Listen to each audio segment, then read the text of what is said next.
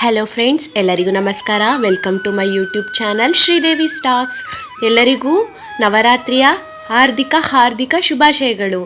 ಈ ವರ್ಷ ನವರಾತ್ರಿ ಹಬ್ಬ ಯಾವ ದಿನದಂದು ಶುರುವಾಗುತ್ತೆ ಅಂದರೆ ಸೆಪ್ಟೆಂಬರ್ 22ರಿಂದ ಶುರು ಆಗುತ್ತದೆ. ಸೆಪ್ಟೆಂಬರ್ 20ನೇ ತಾರೀಕು ಮಹಾಲಯ ಅಮಾವಾಸ್ಯೆ ಶುರು ಆಗುತ್ತೆ. ಅದಾದ ನಂತರ ನವರಾತ್ರಿ ಪೂಜೆ, ಘಟಸ್ಥಾಪನೆ ಎಲ್ಲ ಶುರು ಆಗುತ್ತದೆ. ಅದರ ಬಗ್ಗೆ ಮಾಹಿತಿ ತಿಳಿಸ್ಕೊಡೋಕೆ ಅಂತ ನಾನು ಈ ವಿಡಿಯೋದಲ್ಲಿ ಹೇಳ್ತಾ ಇದ್ದೀನಿ. ಮೊದಲನೇ ದೇವಿ ಶೈಲಪುತ್ರಿ, ಎರಡನೇ ದೇವಿ ಬ್ರಹ್ಮಚಾರಿಣಿ ದೇವಿ, ಮೂರನೇ ದೇವಿ ಚಂದ್ರಗಂಠ, ನಾಲ್ಕನೇ ದೇವಿ ಕೂಷ್ಮಾಂಡ, ಐದನೇ ದೇವಿ ಸ್ಕಂದಮಾತಾ, ಆರನೇ ದೇವಿ ಕಾತ್ಯಾಯಿನಿ, ಏಳನೇ ದೇವಿ ಕಾಳರಾತ್ರಿ ಹಾಗೂ ಮಹಾಕಾಳಿ, ಎಂಟನೇ ದೇವಿ ಮಹಾಗೌರಿ, ಒಂಬತ್ತನೇ ದೇವಿ ಸ್ಕಂದಮಾತೆ. ಈ ರೀತಿಯಾಗಿ ನಾವು 9 ದೇವಿಗಳನ್ನು ನವದುರ್ಗೆಯರನ್ನಾಗಿ ಪೂಜೆ ಮಾಡುತ್ತೇವೆ. ಆ ದಿನ ಒಂದೊಂದು ಬಣ್ಣಗಳಲ್ಲಿ ದೇವಿಯರು ಬರುವುದರಿಂದ ಆ ಬಣ್ಣಗಳಿಂದ ನಾವು ಪೂಜೆಯನ್ನು ಮಾಡಬೇಕಾಗುತ್ತದೆ. ಹಾಗೆ ದಿನವೂ ಸಹ ಒಂದೊಂದು ರೀತಿಯ ನೈವೇದ್ಯವನ್ನು ದೇವಿಗೆ ಅರ್ಪಿಸಬೇಕಾಗುತ್ತದೆ. 2025ರ ನವರಾತ್ರಿಯು ಚೈತ್ರ ನವರಾತ್ರಿ ಮಾರ್ಚ್ 30ರಿಂದ ಏಪ್ರಿಲ್ 7ರವರೆಗೆ ನಡೆಯುತ್ತದೆ. ಆದರೆ ಶರದ್ ನವರಾತ್ರಿ ಸೆಪ್ಟೆಂಬರ್ 27, 2025ರಂದು ಪ್ರಾರಂಭವಾಗುವಂತೆ ಪರಿಗಣಿಸಲಾಗುತ್ತದೆ. ಆಚರಣೆಯಲ್ಲಿ ಪ್ರತಿದಿನ ನಿರ್ದಿಷ್ಟ ಬಣ್ಣದ ಉಡುಪುಗಳನ್ನು ಧರಿಸಲಾಗುತ್ತದೆ. ನವರಾತ್ರಿಯು ದುರ್ಗಾದೇವಿಯನ್ನು ಪೂಜಿಸುವ ಹಬ್ಬವಾಗಿದ್ದು ಉಪವಾಸ, ಪ್ರಾರ್ಥನೆ ಮತ್ತು ದೈವಿಕ ಆಶೀರ್ವಾದಕ್ಕಾಗಿ ಆಚರಣೆಗಳನ್ನು ಒಳಗೊಂಡಿರುತ್ತದೆ.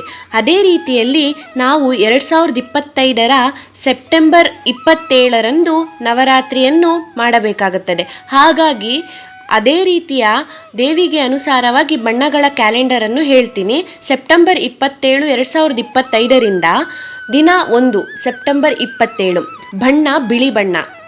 ಬಿಳಿ ಬಣ್ಣದ ಸಂಕೇತ ಶುದ್ಧತೆ, ಶಾಂತಿ ಮತ್ತು ಹೊಸ ಆರಂಭವನ್ನು ಪ್ರತಿನಿಧಿಸುತ್ತದೆ.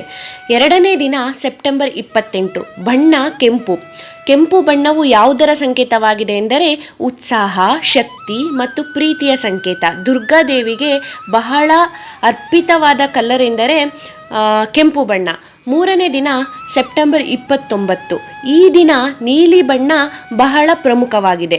ಬ್ರಹ್ಮಾಂಡದ ಅನಂತತೆಯನ್ನು, ಅಂದರೆ ಆಕಾಶ ಮತ್ತು ಸಾಗರವನ್ನು ಪ್ರತಿನಿಧಿಸುತ್ತದೆ. ನಾಲ್ಕನೇ ದಿನ ಸೆಪ್ಟೆಂಬರ್ 30 ಬಣ್ಣ ಹಳದಿ. ಸಂತೋಷ, ಜ್ಞಾನೋದಯ ಮತ್ತು ಸಂಯಮವನ್ನು ಸೂಚಿಸುತ್ತದೆ.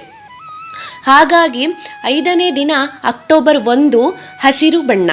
ಈ ಹಸಿರು ಬಣ್ಣದ ಸಂಕೇತವೆಂದರೆ ಸಮೃದ್ಧಿ, ತಾಜಾತನ ಮತ್ತು ಹೊಸ ಬೆಳವಣಿಗೆಯನ್ನು ಸಂಕೇತಿಸುತ್ತದೆ.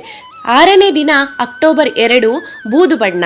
ಬೂದು ಬಣ್ಣವು ಭೌತಿಕತೆ ಮತ್ತು ಆಧ್ಯಾತ್ಮಿಕತೆಗಳ ನಡುವಿನ ಸಮತೋಲನವನ್ನು ಪ್ರತಿನಿಧಿಸುತ್ತದೆ. ಹಾಗಾಗಿ 6ನೇ ದಿನ ಬೂದು ಬಣ್ಣವನ್ನು ಧರಿಸಬೇಕು. 7ನೇ ದಿನ ಅಕ್ಟೋಬರ್ 3ನೇ ತಾರೀಕು ಕಿತ್ತಳೆ ಬಣ್ಣ. ಕಿತ್ತಳೆ ಬಣ್ಣವು ಉತ್ಸಾಹ, ಸಂತೋಷ ಮತ್ತು ಸಕಾರಾತ್ಮಕ ಶಕ್ತಿಯನ್ನು ಸಂಕೇತಿಸುತ್ತದೆ. ಹಾಗೆಯೇ 8ನೇ ದಿನವಾದ ಅಕ್ಟೋಬರ್ 4ನೇ ತಾರೀಕು ನವಿಲು ಬಣ್ಣ. ನವಿಲಿನ ಹಸಿರು ಬಣ್ಣ. ಈ ಬಣ್ಣದ ಸಂಕೇತ ವಿಶಿಷ್ಟತೆ, ಪ್ರತ್ಯೇಕತೆ ಮತ್ತು ಸೌಂದರ್ಯವನ್ನು ಸೂಚಿಸುತ್ತದೆ. ಹಾಗಾಗಿ ಅಕ್ಟೋಬರ್ 4ನೇ ತಾರೀಕು ಹಸಿರು ನವಿಲು ಬಣ್ಣವನ್ನು ಧರಿಸಬೇಕು. ಅಕ್ಟೋಬರ್ 5ನೇ ದಿನ 9ನೇ ದಿನ ಗುಲಾಬಿ ಬಣ್ಣ ಅಥವಾ ಪಿಂಕ್ ಕಲರ್, ಎರಡೂ ಒಂದೇ. ಪ್ರೀತಿ, ಸಹಾನುಭೂತಿ ಮತ್ತು ಆಧ್ಯಾತ್ಮಿಕ ನೆರವೇರಿಕೆಯನ್ನು ಪ್ರತಿನಿಧಿಸುತ್ತದೆ. ಹಾಗಾಗಿ ಅಕ್ಟೋಬರ್ 5ನೇ ತಾರೀಕು ಕೊನೆಯ ದಿನವಾದ 9ನೇ ದಿನ ಗುಲಾಬಿ ಬಣ್ಣವನ್ನು ಧರಿಸಬೇಕು. ಒಂದನೇ ದಿನವಾದ ಸೆಪ್ಟೆಂಬರ್ 22ನೇ ತಾರೀಕು ಬಿಳಿಯ ಬಣ್ಣ, ವೈಟ್ ಕಲರ್. ಎರಡನೇ ದಿನ ಸೆಪ್ಟೆಂಬರ್ 23 ಟ್ಯೂಸ್ಡೇ. ನವರಾತ್ರಿಯ ಆಚರಣೆಗಳು: ಪೂಜೆ ಮತ್ತು ಉಪವಾಸ. ನವರಾತ್ರಿ ಸಮಯದಲ್ಲಿ ದುರ್ಗಾದೇವಿಯನ್ನು ವಿವಿಧ ರೂಪಗಳಲ್ಲಿ ಪೂಜಿಸಲಾಗುತ್ತದೆ ಮತ್ತು ಅನೇಕರು ಉಪವಾಸವನ್ನು ಸಹ ಆಚರಿಸುತ್ತಾರೆ. ಹಾಗಾಗಿ ನವರಾತ್ರಿಯ ಸಮಯದಲ್ಲಿ ಬನ್ನಿ ಪೂಜೆಯನ್ನು ಸಹ ಮಾಡಬಹುದು. ನಿಮಗೆ ಬನ್ನಿ ಪೂಜೆಯ ಮಹತ್ವ ಬೇಕಾಗಿತ್ತು ಎಂದರೆ ನಾನು ಅದನ್ನು ಮುಂದಿನ ವಿಡಿಯೋದಲ್ಲಿ ನಿಮಗೆ ತಿಳಿಸ್ಕೊಡ್ತಾ ಇದ್ದೀನಿ. ಅದನ್ನು ನೀವು ಬೇಕು ಅಂದರೆ ನನ್ನ ಮುಂದಿನ ವಿಡಿಯೋನ ನೋಡಬೇಕಾಗಿ ನಾನು ನಿಮ್ಮಲ್ಲಿ ಕೇಳ್ಕೊಳ್ತಾ ಇದ್ದೀನಿ.